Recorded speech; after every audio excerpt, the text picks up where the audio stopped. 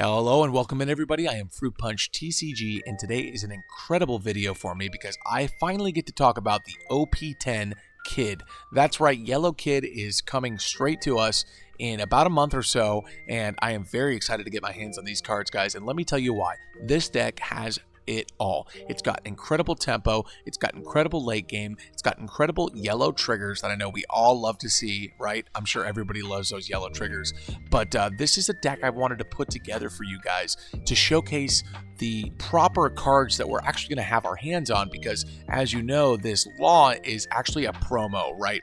So a lot of these yellow kid lists that you see run this card and you're saying, okay, well, I can't run this, guys. This is a promo 2K Supernova Law, great for the deck, but when are we in the West going to get a hold of that? So instead, I've optimized the deck for the perfect card variation to keep us going without this promo law. So let's go ahead and get right into the list, guys. I'm running 3 of the Shirahoshi blocker. This is that perfect chump blocker for the deck. It's got a great on KO effect as well, where you do get to heal.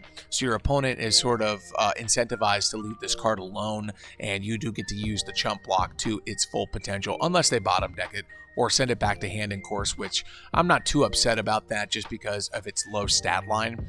Next, moving into the 3 Gadatsu. This card is incredible for early to mid game tempo. You can play out a 5/6 and remove one of your opponent's characters of 4 or less, because let's be honest, at that point in time, we will have swung at the board or they would have lost a life to our Hawkins. So this typically gets use of a 4 or less, and we do get the 5/6 on board as well. Sartori, what else can I say? This is a great trigger card, a 2K in the deck as well, running that at 4. Next is going to be the Onami, guys. Most of the time, and when I say most, I mean about 90% of the time, you want to see this card on life just to get off its trigger, the KO up to your opponent's 5 cost or lower characters, excuse me. And you do also get to use the effect of the other Nami that we're going to go over as well, because we're able to have more triggers in our deck. Speaking of triggers, guys, 2 of the Kikanojo. Again, just like that Shirahoshi, your opponent's not going to want to KO this because they're sort of afraid of that on KO ability. So this is a pretty sticky piece for us, especially when we see it off trigger. Moving into the 5-cost Nami, this is just another great trigger ability. If you don't see your Gadatsus as well, this is a great card to use. And since we do use a pretty hefty amount of triggers in the deck, I very rarely find myself in a situation where I'm not able to get this off in a great way for us. So we're going to move on next to the 1-cost Bej. This Bej is mostly just a 2K, right? This card is great in Sprite Law, but for here, let's be honest with you, it's mostly a 2K.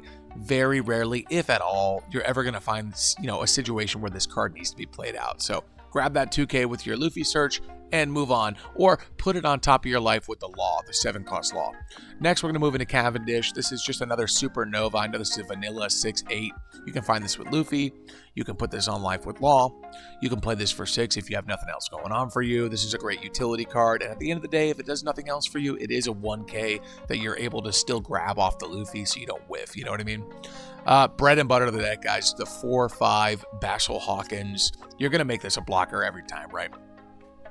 You are going to make this a blocker every time, and your opponent is going to swing into you, and you're going to let them take it so they lose a life. Now, sometimes your opponent gets scared, and your opponent won't swing into you because they don't want to lose a life. Now, more importantly, you have to leave a life face down to use Kid's ability, right? So if you turn a life face up and play the Basil Hawkins, then next turn, if they don't swing in and you don't lose that life or you don't heal, you've got a life face up. You can't make him a blocker the turn after. But we're going to skip ahead, guys. We're going to move right into this incredible card, the Damn Punk Electromagnetic Cannon. This card lets you KO a 5 or less on board after looking at you or your opponent's life and moving that card to the top or bottom. Let's just say we have a face-up life. Let's just say your opponent didn't attack last turn because they didn't want to lose a life from Hawkins. Bam.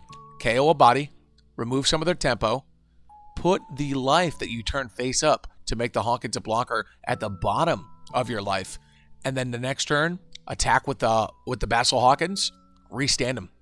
Restand him again. He's a blocker again. What's your opponent going to do? Not attack twice? Incredible tempo move. I'll tell you that. You can remove a piece of their board and force them to have to lose that life from the Hawkins. Great card, guys. Next, we're going to move into the 1-cost Luffy event. Perfect. Run this in your deck, guys. Great searcher. It helps you find your late game if you haven't already found it. Now, speaking of late game, this is the 8-cost Kid. You're going to play this out on curve. Sometimes on 10, you're going to play this out too, just to get rid of one of your opponent's life. And you can restand this as a blocker as well. So great card. You can find this in any Supernova search.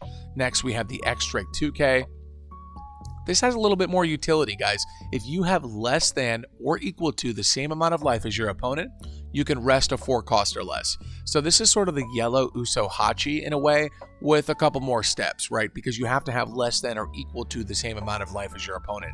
So if you're going to rest a blocker and try to go for game, make sure that you are sort of playing around having that same life level with your opponent, which you kind of want to do anyway to see if you get some great triggers or build up some counter in hand.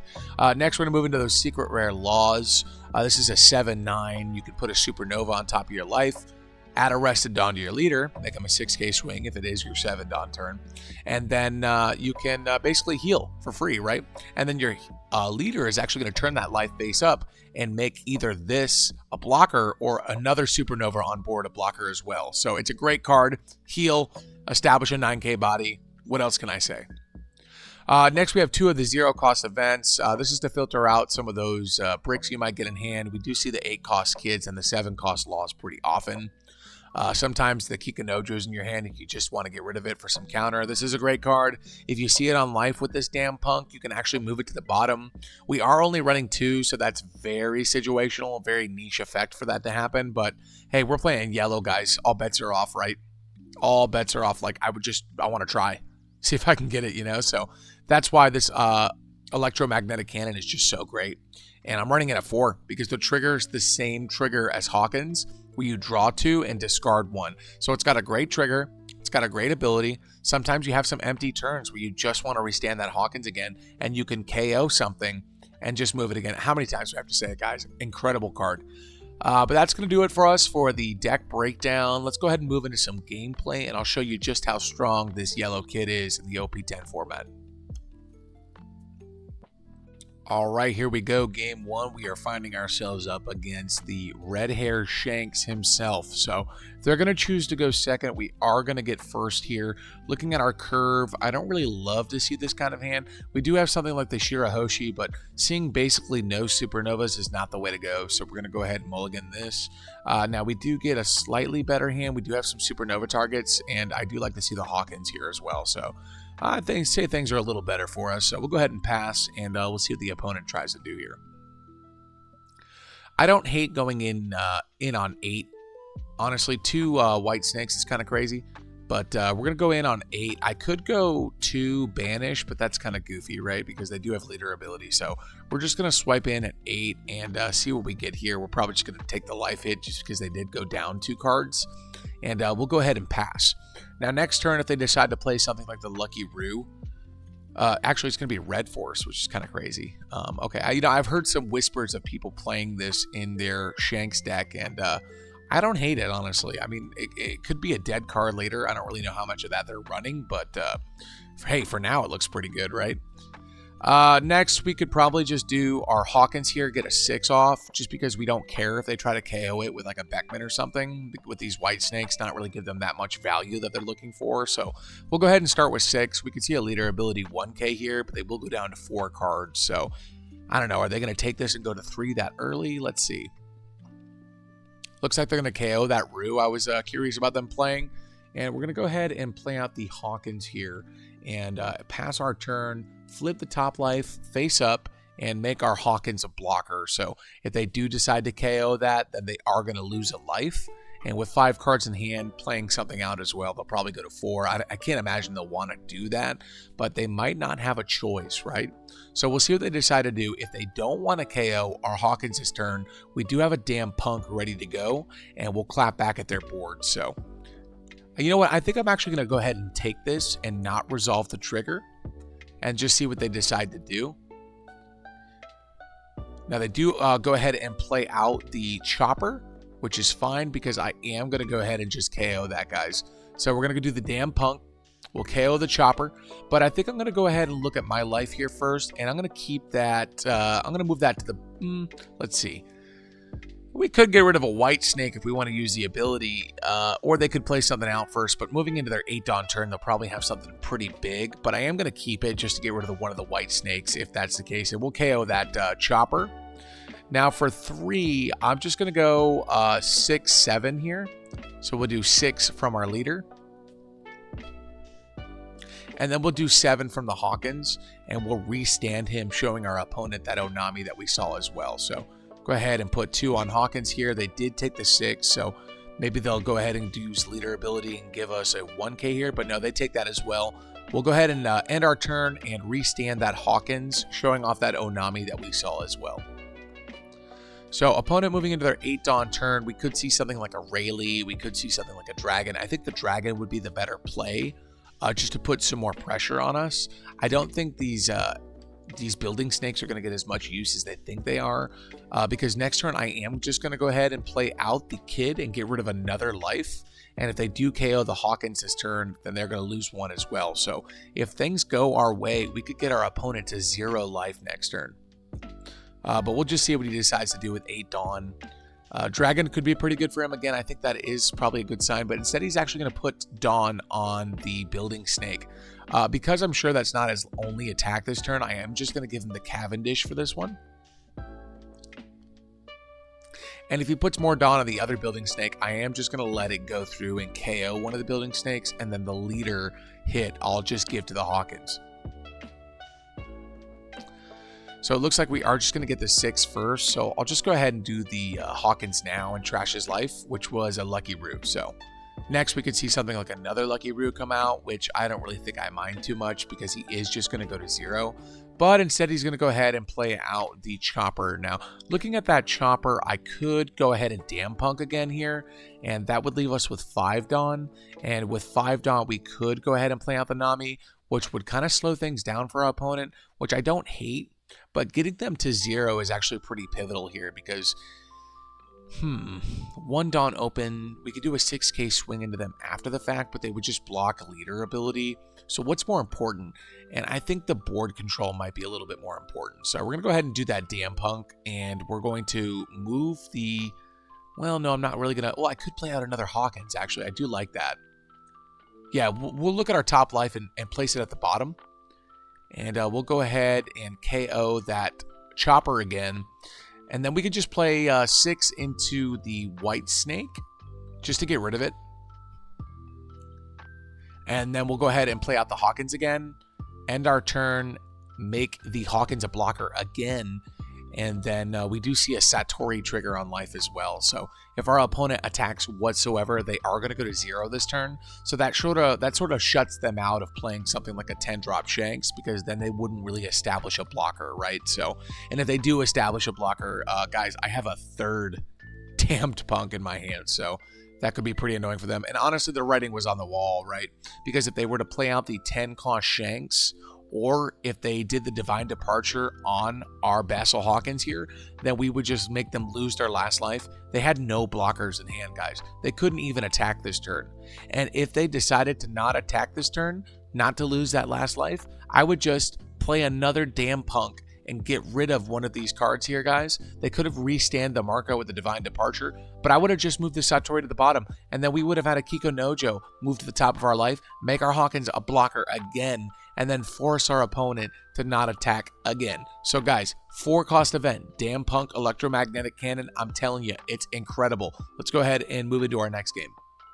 Moving into our next game here, guys, we do have a matchup with the blue-black Usopp. So let's go ahead and take a look at our hand here. I see that we're going second, and I do have the Shirahoshi and the Hawkins and the 8-cost kid. So pretty strong start. He is going to go ahead and play out the Leo, speaking of strong starts, and rest his leader, draw a couple cards, and trash one. Next turn, we're just going to go ahead and establish the Shirahoshi, the Hawkins afterwards. If we're lucky, we'll find something else along the way, and we do. We do actually draw into the Onami, so maybe we can grab ourselves a trigger later, too. So first up, we'll just go ahead and play out the Shirahoshi and pass. He did decide to draw the Cavendish and Rebecca, by the way. He trashed an Ideo. He is going to go ahead and reveal Zoro, and he's going to go ahead and trash himself a Kyros and a Red Rock. So that sort of tells me he already has a Kyros in his hand. For 7, we'll just go ahead and take the first one. And we do actually get that Cavendish, so that's pretty great. Next, we're going to go ahead and just do 5 into lead here. He does take that. We'll go ahead and play out the Hawkins, pass our turn, show off that Satorian life, and we'll make our Hawkins a blocker. He is going to finally get out that Coliseum now. We could see Zoro come out this turn. I am probably just going to give him a 2K for this one, just because I want to hold on to the Cavendish. Oh, actually, what am I talking about? I'm going to actually block and make him lose a life. He does lose that 7-cost Luffy, and he KOs our Shirahoshi, healing us, which kind of just turns our leader ability back on, so pretty great for us. Next, we're just going to go ahead and do 5 into life. And now we'll just go ahead and play out this Cavendish, pass our turn, reveal our life, and make him a blocker. So back to 5 life, and we have a 6-8 blocker. Pretty strong start, guys. He's going to go 5 into us here. I'm just going to go ahead and let that go through, just so we're back at 4. Maybe worry about triggering out the Satori next would be pretty great for us. But no, I'm not really too worried about it. I'm just going to go ahead and block here with the Cavendish for the 6 to 8.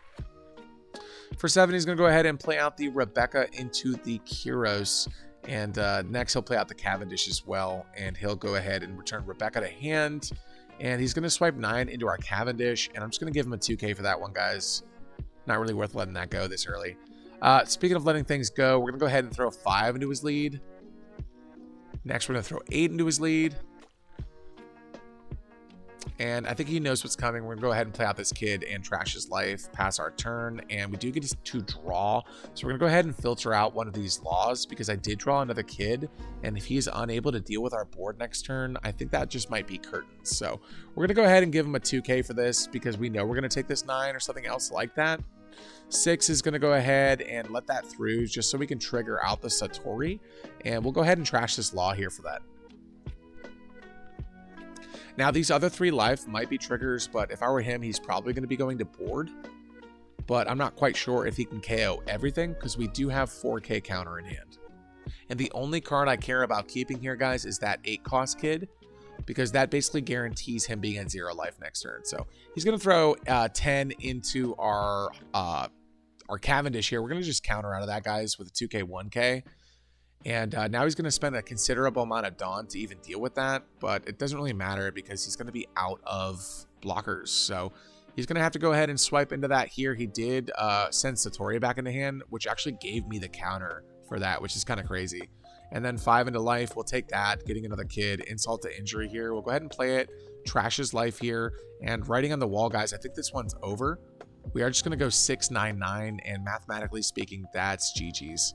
So GG's to our opponent. Pretty crazy game. Pretty fast pace as well. So just definitely, I don't know if this is BM or not. I think that's just game. And GG's to our opponent. Pretty fast paced game. Honestly, great showing for the blue-black Usopp, which is supposed to be at the top of the meta. I think this just has a really strong matchup into it. So let's go ahead and move into our next game.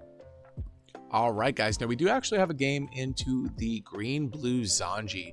Kind of interesting. I have seen this deck float around a bit. A friend of mine has actually been playing it at locals and seen some pretty great levels of success with it as well. So cool that he doesn't even have the EB cards from it yet, which I think do boost this deck up a lot with cards like the VV, you know? So let's take a look at our hand here. Going second, we do have the 8, the 4. I want the Hawkins. I always want it. I'm going to be greedy. We get it. Never punished. And we do get a damn punk as well, so that's pretty cool. We'll go ahead and pass it up here, and we'll see what our opponent wants to do for 3. They could establish some weenies, but instead they're going to go ahead and start with the 8 into us, and we are just going to go ahead and take that, and we'll grab ourselves a Shirahoshi. Next, we're going to go ahead and go 5. We do draw a second 4-cost event, which is pretty cool, so we can start interacting with our board outside of this Hawkins that I want to play. They do give us a carrot for that. Cool. I'll go ahead and play out the Hawkins here. We'll use our card action, show off the Nami on our life, and we'll go ahead and make that Hawkins a blocker. So when and if he does attack this turn, he'll just go ahead and lose that top life. He's actually going to go ahead and pudding us, which is kind of crazy. Didn't really see that coming at all. Don't really think it was that big of a deal. Not super impactful. Because of that, we're just going to give him the blocker and make him lose that life. And it was a Vanderdecken, so kind of happy I don't have to deal with that. For 4 Dawn, we could just go ahead and play out the Kikanojo and swipe 7 into face. So I think that's what we're going to do. Just going to go ahead and do 7. And we'll go ahead and play out the Kikanojo and pass here. Now, next turn, we can play out our Law. It'd be even better if we do find ourselves a kid here as well. Now he's going to play out the new Smoker from 10. This card does get banished and can set a Dawn active. And that's pretty great for him because he is basically playing this for 4. And he also gets, oh, there's that Vivi I was talking about. If your leader is multicolored and you have 5 or less cards in hand, draw 2 cards. So pretty great for him. He is going to go ahead and do 5 into lead here. I think because of that, I am going to not let this go just because I don't have a trigger in hand for the Onami. Kind of grim, right? So we'll go ahead and give him the blocker here, and he's going to go ahead and pass. So now we do have that trigger for the Onami. Pretty great. And we can play out the Law here as well. So we can do 5, 7. So we'll go ahead and do that here, 5, and then we'll swipe 7 with Kikanojo, which should be relatively safe because of its on-KO ability healing us. So let's go ahead and do 1 here. We'll go ahead and swipe into lead with 7.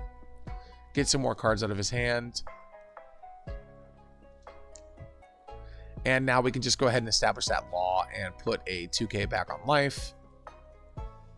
And we'll go ahead and put that here. Now, actually, my sequencing was a bit wrong because I should have attacked with the kid after the fact. So we could have gone 6, 7. But, you know, hey, we live and we learn, right? So we're going to go ahead and make our Law a blocker. We reveal that Veggie. We're back at 5 life here. Our hand size is a little lower, but I think things are looking okay for us at the moment. Now, he could bounce back something like a Vanderdecken if he decides to play it, which is what I was going to say. He could still do that. He's going to play out the carrot and freeze our Kikanojo. And we could see, I mean, no matter what happens, if the Smoker goes at life, it's going to the Law. I'm not letting that just go, you know what I mean? So something to keep in mind. He is going to go ahead and throw the 7 there at us. I'm going to go ahead and snap block that one because the only way to kill this would put 5 on lead, and I do have the 2K for it. Now, he could have asked for the snap block to play another carrot, which would actually be pretty rough for us, so I might have gotten baited, but I'm just going to go ahead and hope he doesn't have that and just let bygones be bygones, right?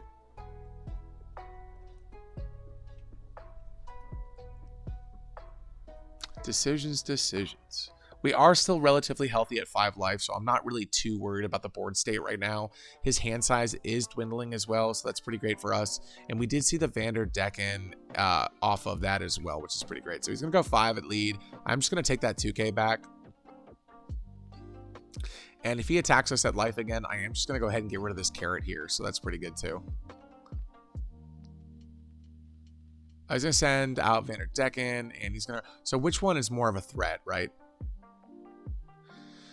I think the Smoker is probably the problem here now that it's restanded. So we'll go ahead and let that through, let our trigger ability go through and get rid of that Smoker, draw ourselves another 2K for that.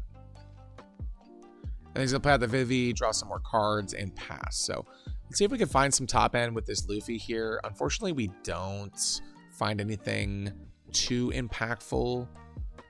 So we'll just go ahead and grab that Cavendish, play it out just so we can make another blocker. And here we can go 8 and 9. So we're going to go ahead and do the 8. And then we don't have to worry about them freezing our Law because we can just restand it with leader ability. So the carrot's basically just going to keep Kikanojo locked down until we can swing into it. So they did take the 8. And let's see if they decide to take the 9. Which I'm curious as to why. I suppose they are. Maybe they're just bricked up. And we'll go ahead and reveal our life here and restand that Law. So that's another 2K. We're already looking at 5 2Ks, which is 10K counter. Not so bad, right? We'll see what they decide to do here. They are going to have to establish some blockers. And if they do start establishing blockers, I think I might just keep letting them hit me so that these X-Drakes can go online, right? I think that might be the move, honestly. Yeah, I think I'm going to do that. I'm going to go ahead and take this. And if he swipes 2 more attacks into us, I'm going to take that as well. Because I do have all the 2Ks in the world to stop a restand. That way we can just start resting those blockers.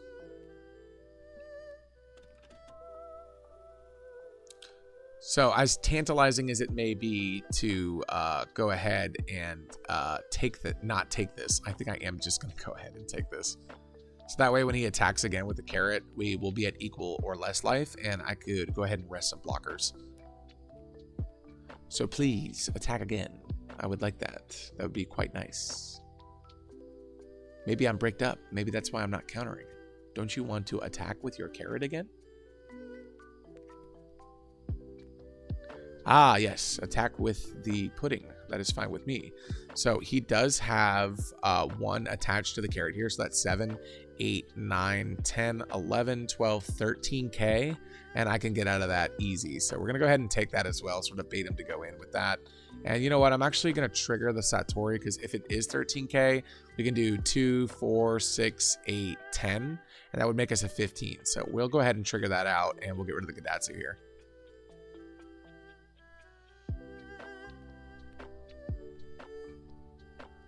If he uses all this Dawn to go in with Carrot, the game is pretty much set anyway. He probably should be playing this safe and using blockers. This could be an invitation. It is an invitation. He takes it. So he's going to go 9 into face and leave 4 open for a potential blocker here. I don't even have to do that because I do have our blocker. So let's go ahead and give him the blocker and a 2K. And he plays Boa, so that's not going to save him. This is sort of the reason why we actually took all that life, because now we have these X-Drakes online. So all I have to do is just play out this X-Drake over Kikanojo, and we can go ahead and freeze this Boa. Oh, I'm sorry, not freeze, but rest, and that's a GG, because I don't think he can handle the 9s. So we'll do 9 from Law, we'll do 9 from Cavendish, we'll do 9 from Satori. He does 0 cost event this with a Vivi and then a Carrot. So next we'll just go ahead and do 9 with the Cavendish, and the writing's on the wall. GG, my friend. Very smart of us to lose all that life and actually bait him into having our X-Drake go online. So maybe something to keep in mind when you're just ready to go for lethal next turn and don't want to deal with your opponent's blocker. GG. We'll go ahead and move into another game here, guys. All right, looks like we have a little yellow on yellow action here. Let's go ahead and see what we got going on with this Enel. Now, this is the Eastern format, so he's most likely going to be playing the EB cards. Not really much I can do about that, guys. I'm actually going to take first away from him here and just see what we get our hands on. Nothing too impactful in this first hand, so we're going to go ahead and mulligan that, and things are looking a bit better here for us. So we are just going to go ahead and pass things up on the first turn and see what he decides to do. On 2, we could probably see a Shirahoshi come out, which would probably be his best play, but he doesn't have it, so he's going to go ahead and just pass that up. I am just going to go ahead and do 3 on lead and just give him this life right here. Now, if we're lucky, this is a KO trigger that we had ignored, and it looks like it might be the case. So moving into our 5 Dawn turn, I could do an Onami Banish, or I could do out a Kikanojo. We'll just see what he decides to do with his turn here.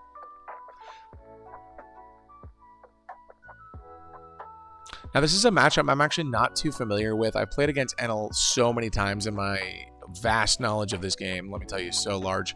And this deck is just one of the pet peeves of mine. Very interesting way that it's played. I'm just really not a big fan of it, to be honest with you. He might want to swing first to see if we get a body trigger. He is actually not going to swing into us. This might be some sort of hand starve method. I'm not quite sure why he didn't. He is going to go ahead and play out the Frankie here, guys. And, not really much I can do outside of Kikanojo or that Onami play. I think the Kikanojo is the way to go, and we'll just go ahead and swipe 6 into him, because if he does KO it, I do get the heal from the trigger anyway, so that's fine.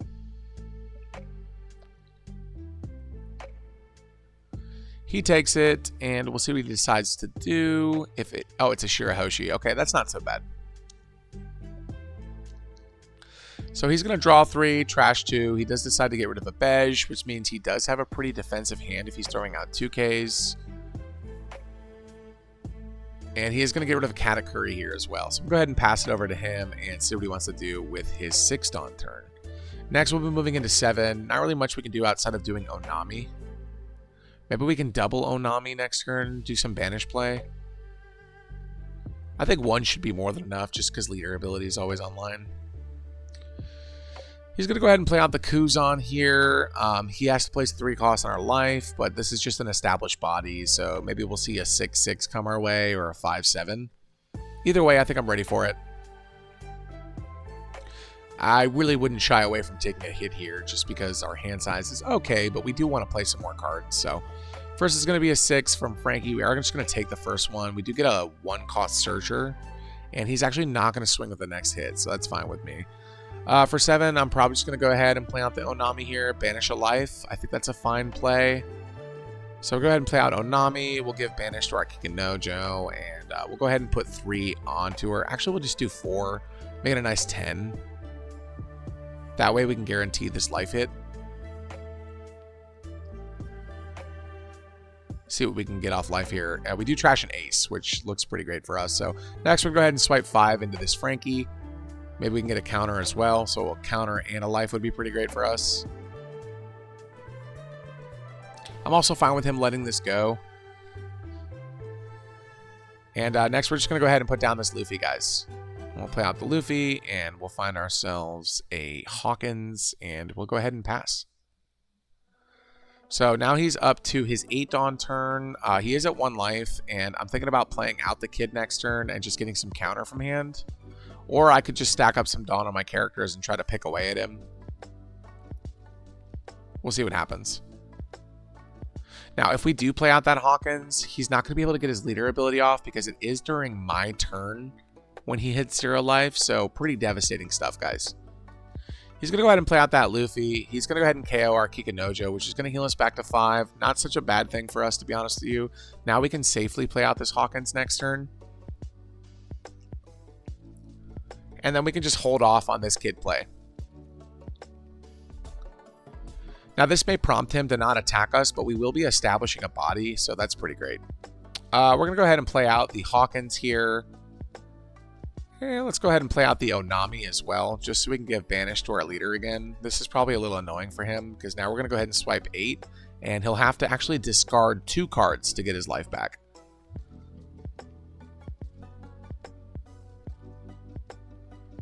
One being the life, of course, if he does take the Banish hit. But no, we're going to actually get some cards from him. He's going to go ahead and give us 2 1Ks and a 2K. So we'll go ahead and pass. Use card action, reveal that Cavendish, and make our Hawkins the blocker.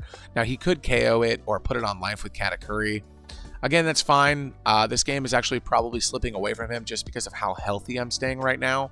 And a part of that is because he did KO the Kikanojo. I can imagine the Onamis have not been fun for him to deal with either.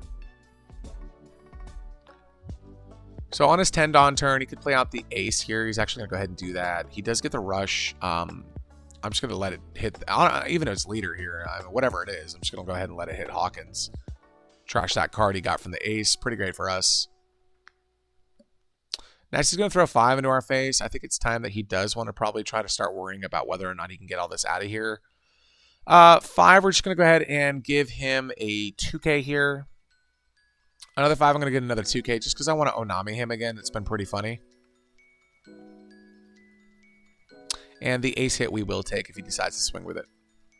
Which he probably will. He won't. Interesting. Now, we're just going to go ahead and... I mean, I could do 8 for the kid and then 7 to lead. Or 7 to one of these bodies. I could put down the Onami, force him to trash this life, and then start putting Dawn on our other characters. I like that a little bit more. So we'll play Onami here. And we'll make this an 8K. And we'll go ahead and swipe into face. Because we did see him give all those 1Ks last time. I don't think he has the counter. He loses the Katakuri for the Banish. Then he has to trash a card from his hand just to get his life back. And we'll go ahead and do a 5 here with the Onami. Get another card out of hand. Or we just get the life. And then we'll just go ahead and do 6 with our other Onami here.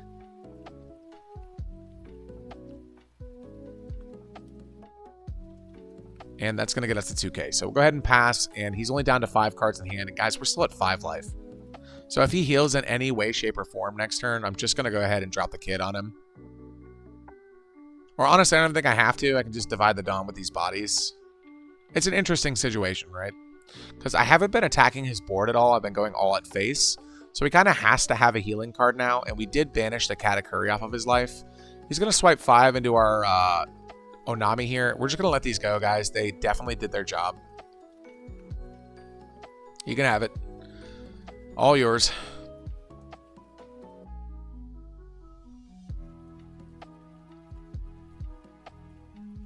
And he does have the ace and the Enel left here to attack. So we'll see what he decides to do. He does need to heal this turn. Okay, he's going to play out the Yamato. That's going to KO our Onami. And he does have a 6-10 he could throw at us here, which is pretty great. He's going to throw the 10. I'll take that. Which is fine because now we're able to make our kid a blocker.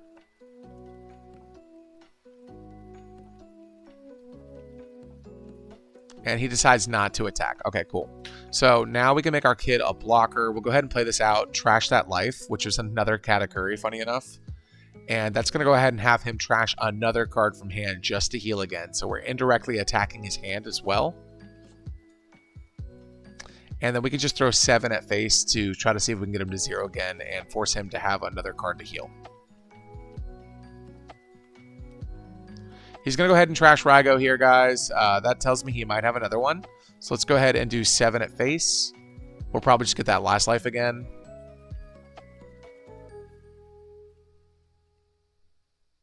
Now, alternatively, I could have played out the Shirahoshi for 2, but I'm just really not that scared. Okay, so he's actually going to give us the event, and we're just going to go ahead and use our liter ability here, draw a card, and we're going to go ahead and trash that Gadatsu just so we could restand our kid here, and bam, we have an Onami on top of life too, so we can start to mitigate some of this damage. He only has 2 cards, guys. One of them has got to be a way to heal because he did... Okay, so there's that second Raigo I was worried about. Now he's going to go ahead and do 5 into us. I think I'm just going to go ahead and counter this. If I don't... Actually, I have to let this one through so I can KO the Frankie. So we'll go ahead and do that and KO that Frankie.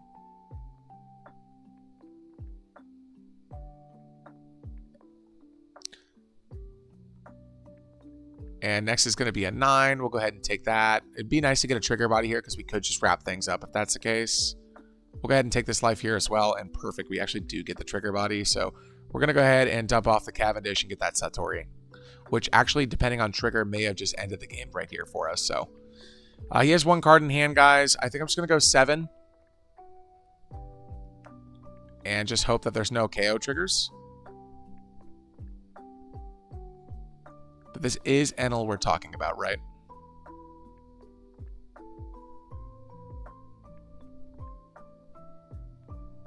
Okay. So now we're going to be able to go 7 again. So we'll go ahead and put 5 Dawn on our Luffy. And now we lose to Bedge, right?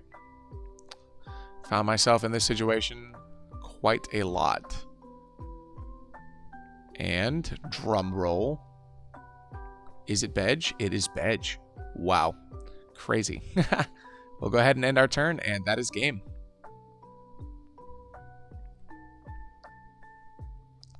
Unless we can get away with the Shirahoshi block here and maybe some counter from life. He's going to start by throwing 10 at us, guys. We're going to go ahead and just take that first one. We do get the Hawkins trigger. We'll draw a couple cards, and we'll trash this useless no counter in hand. And then he's going to have to... Okay, so he's going to do really heavy into life with the Yamato, which I don't think is super correct. So we're going to actually go ahead and give him the blocker for this one.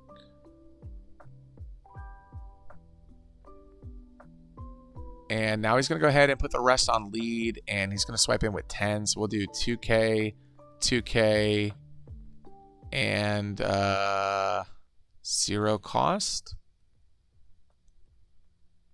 And then we only have the 1K left to deal with the Kuzan. Wow, I can't believe we came back from that. I'm not going to lie, I thought that was kind of cursed. What a roller coaster of a game, guys. That's kind of crazy. Yellow, super fun, super crazy, right? That's crazy. Lol. That's crazy? The Bedge is crazy. The Bedge is crazy. Let's just go ahead and wrap things up here, guys. No point in doing all this BM, so we'll go ahead and do 4 here on our Satori. Swinging for game, and for real, GG's. GG's, my friend. You can check out this video on YouTube. It's going to be YouTube, Fruit Punch. Oh, he's gone. Okay, no worries. No self-promotion here, guys. GG's to our opponent. This is just how Enel goes, right? And kind of crazy that if he would have tried to heal that turn, if he had a body for that, he could have got the you're the one who should disappear on life. So GG's to our opponent, guys. And let's go ahead and move back into that deck list. All right, guys, that's going to go ahead and wrap it up for us today with this OP10 Yellow Kid. I just want to say a huge thank you to everybody who came in and showed their support after I jumped back into my videos from my trip to Japan. It was super, super awesome to see all of the support from you guys dropping in on our last Purple Luffy video. So this is just a great outlet for me to make some really cool videos for you guys, and it's been so awesome just to see the people who have stuck with me. So thank you so much for showing your support. Once again, I'm Fruit Punch TCG, guys. I would love if you would just drop a sub, like, maybe leave a comment on a deck you'd like to see played in the future. I think on our next video, we're going to go ahead and move into that Reiju that I've been sort of looking forward into playing in 10. But this really showcases a lot of power with this deck. It's very utility driven. You can play this a bunch of different ways, and it's been super great for me just finding out new ways to make this deck work, and fun and inventive different outlets that you can do for these ways. Like, we've got half of our deck here that's just sort of not even Supernova, just great utility yellow cards that we've seen time and time again. And here, the Supernova package introduced in OP10 is just incredible. It really shows that we can just attack our opponent's hand and life without even swiping at them. So super great. Once again, guys, big shout out to everybody who's supporting the channel, and I will catch you in the next video. Have a great rest of your day.